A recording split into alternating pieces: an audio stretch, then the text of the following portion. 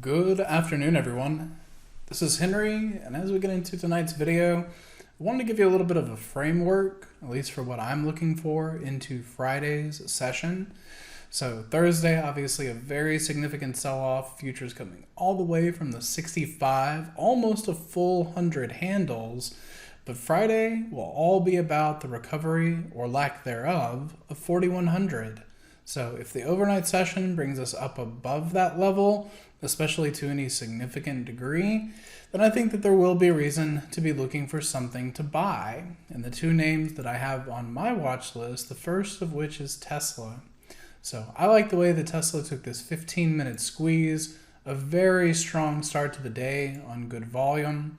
Now into the close, did get caught up in the selling, comes back into this 204, but you know, the two things you watch for, again, if the broad market is strong, I think Tesla has a very real chance of getting up into 227. Of course, if that is not the tone of Friday and the S&Ps do not recover that level, it could just as easily be wanting to drift back to 200.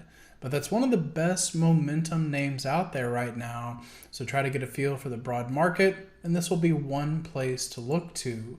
The other that you want to have on your watch list is Google. So between the Fibonacci proportions that it held today, a little bit of a tail here at the close trying to make a recovery. But I believe into Friday and then also into next week, first we look for 96, which I know is only $1 from where we are, or from where Thursday closed, but all the same, if we can open up decent on Friday, 96s should trade. If we can start to see strength above that, look for the rebound into 100, and that may be a worthy day trade, or at least to put credit spread into next week.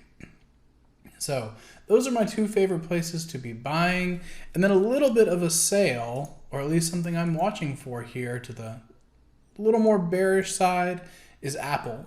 So for Friday, this is going to be February the 10th. For that weekly expiration, you do have max pain at 150.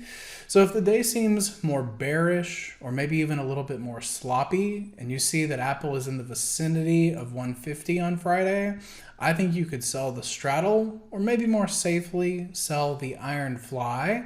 You know, it can trade a little bit lower. I'd give it about $1.50, maybe $2. I wouldn't want to see it much further down than that.